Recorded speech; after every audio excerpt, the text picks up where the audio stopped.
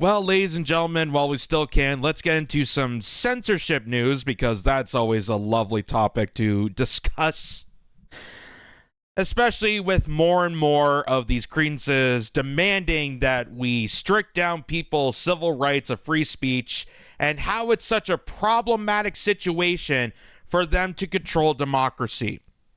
And that's not my word saying that. That is taken out of paraphrase, but by what Jon Kerry said here at a recent World Economic Forum here. Jon Kerry, former presidential candidate now. I think he's the environmental officer. He's the guy responsible for saying how important climate change is, even though he's a private jet owner. He flies back and forth from place to place to place. He drives a motorcade that's a gas guzzler. So he's not interested in climate change, but you have to be, and you have to give up lawnmowers. That's the philosophy behind that. And here's Jon Kerry sounding exactly like what Bill Gates said earlier that we'd covered a while back, that the First Amendment, you know, the ability of free speech, the ability to have the freedom of expression is so problematic for democracy. It's so problematic that we need to do something about it. Here's how ghoulish this sounds. And I think the dislike of and anguish over social media is just growing and growing and growing. And it's part of our problem, particularly in democracies, in terms of building consensus around any issue. It's really hard to govern today. You can't, there's no, the referees we used to have to determine what's a fact and what isn't a fact have kind of, been eviscerated to a certain degree. And people go, and that people self-select where they go for their news or for their information. And then you just get into a vicious cycle. So it's really, really hard, much harder to build consensus today than at any time in the 45, 50 years I've been involved in this. And there's a lot of discussion now about how you curb those entities in order to guarantee that you're going to have, some accountability on facts, et cetera. But look, if people go to only one source and the source they go to is sick and, has an agenda and they're putting out disinformation, our First Amendment stands as a major block to the ability to be able to just, hammer it out of existence. So, yeah, the people that go directly to one source and then repeat it anguishedly without any real connection or critical thinking.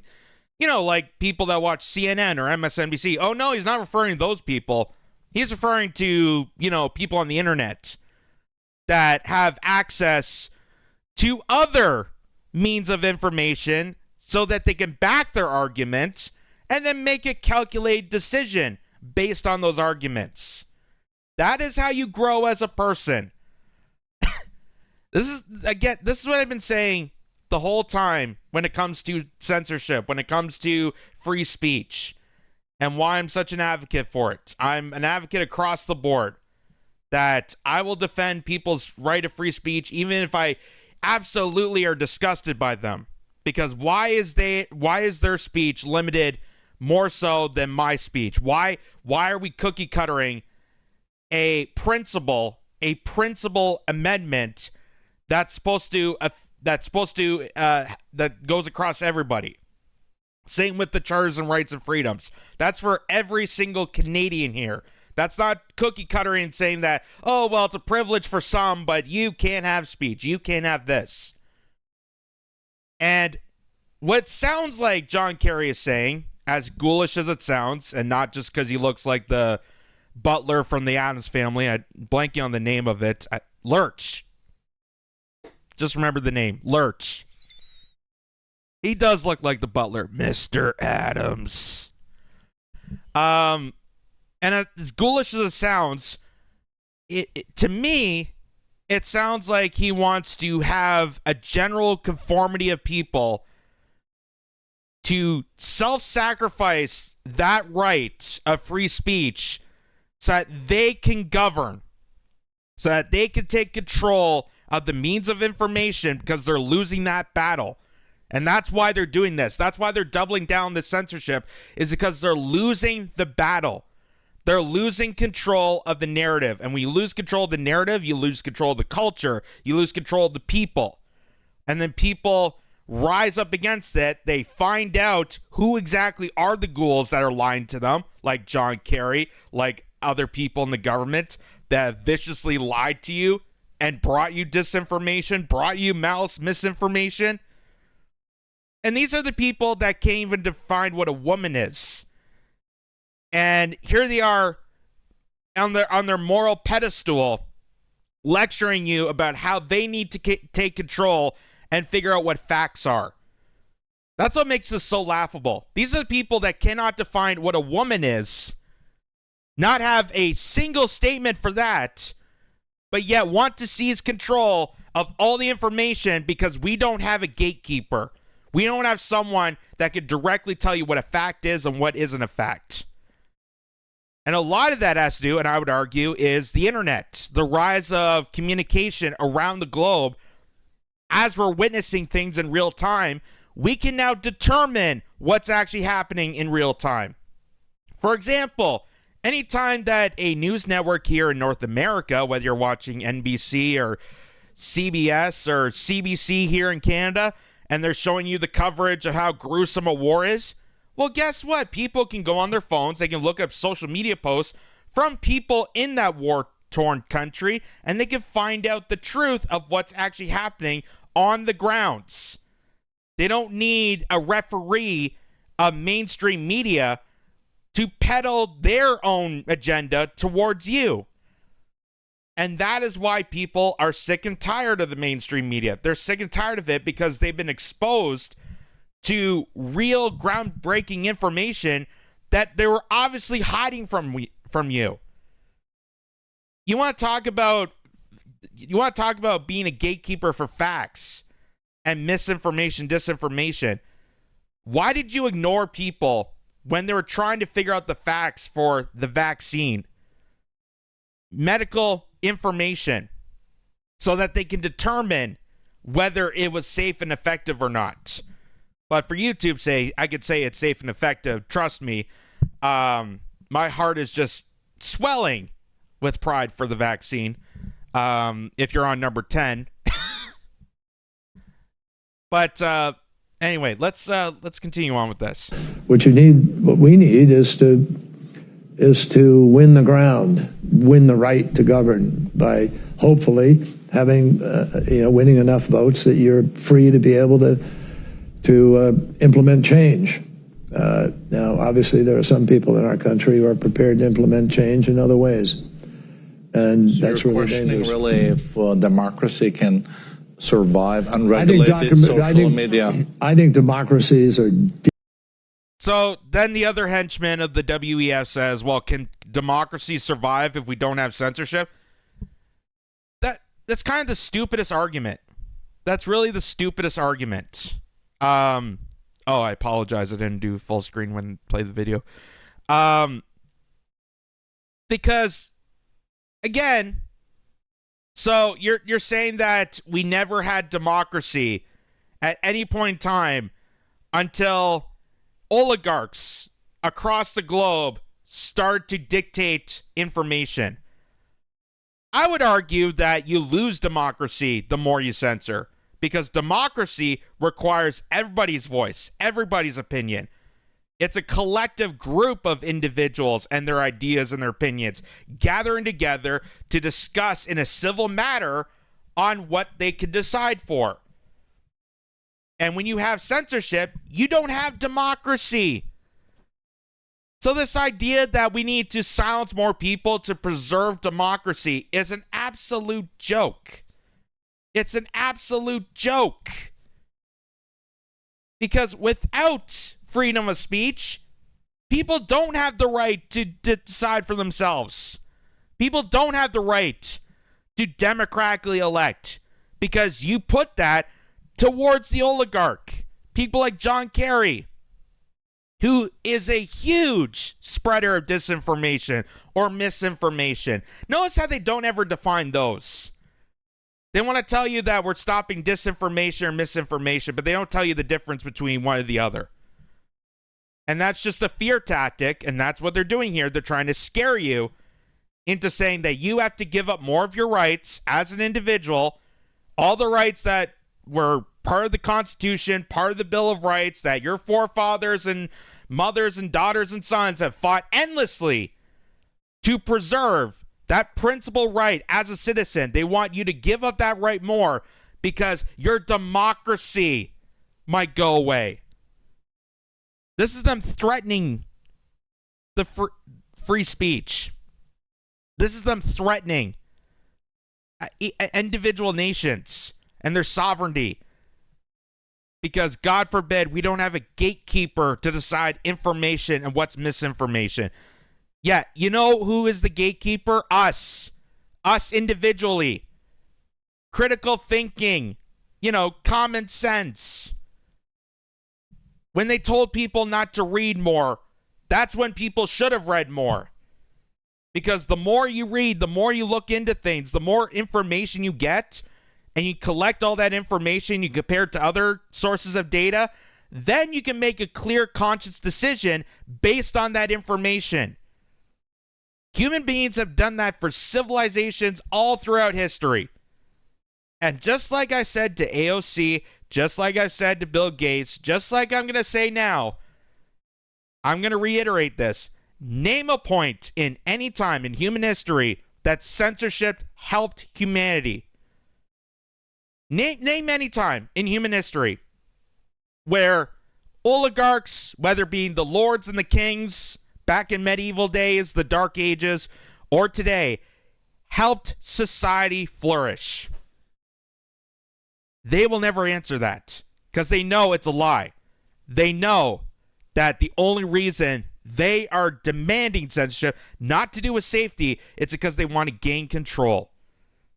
These are vicious, angry, hungry, determined individuals that want to gain harness and control over the narrative. Because once they gain control of the narrative, they gain control of information, they gain control of culture, and they gain control of the population. And you're really going to give all that up to a guy like Jon Kerry?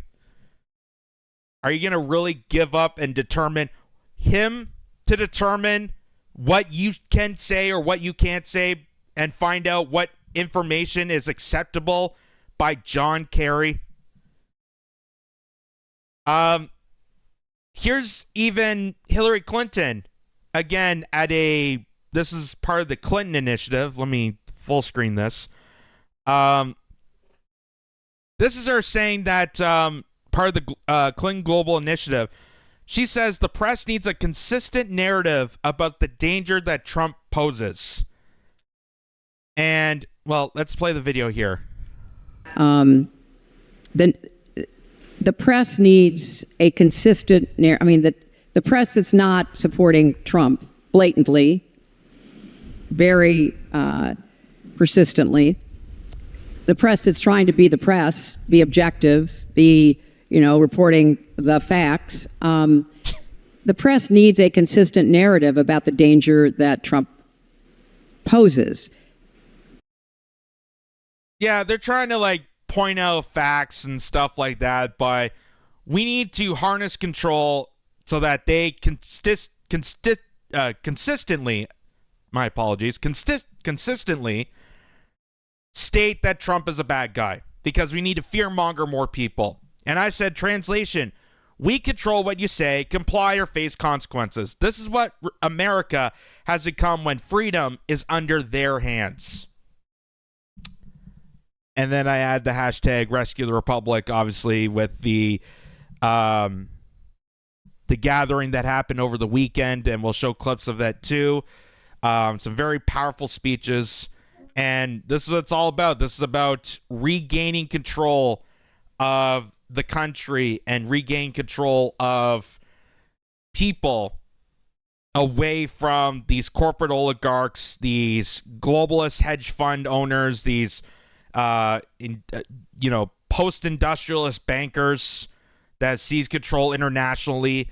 To famously quote the words of the movie Network, 1967's Network, feel free to check it out. We don't have countries. We just have corporations and the international flow of dollars. And considering that that is true now, when they said back then that's truer now than it's ever been, it's a danger. It's a threat. And here's AOC. Here's AOC, you know, the freedom fighter, we're going to bring the ruckus to the DNC. Here she is, once again, doubling down that we need to censor more people. You know, like Tucker Carlson being a distraction. How dare we have a reporter report on things? That's such a distraction. That's so ugly. Here she is, doubling down on censoring more people. Listen to this. You know, I do think that several members of Congress in some of my discussions have brought up media literacy, because that is a part of what happened here. And we're going to have to figure out how we rein in our media environment so that you can't just spew disinformation and misinformation.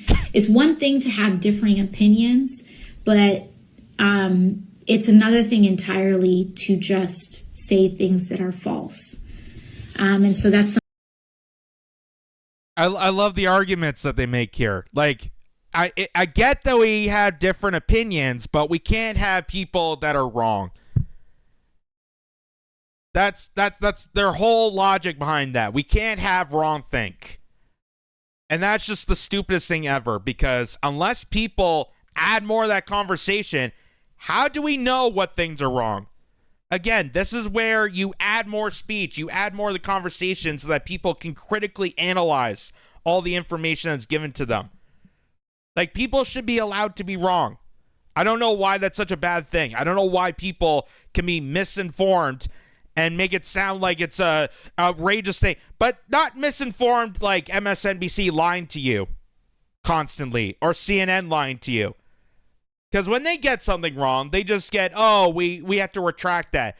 But if you, an individual that's sitting at home, posts something on Facebook or reads something on Twitter or wants to share a story through Instagram or Reddit, whatever it is, you could be faced a jail sentence for being wrong. The mainstream media is allowed to be wrong.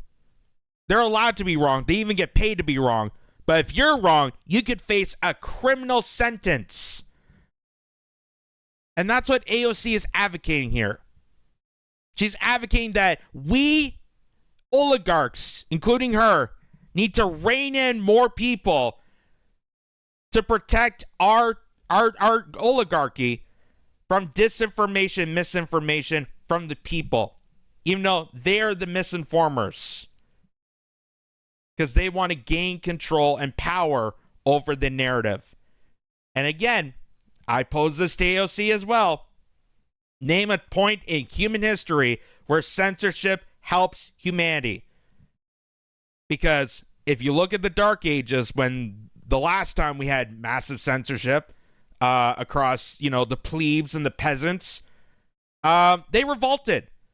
They revolted because keeping them in the dark does not make society flourish. It actually makes it worse for people.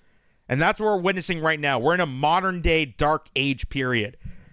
And that's what they want to put us in. They want to put us in our place, makes us the peasants again, and the lords and the kingship just to flow freely and decide what information we're allowed to see.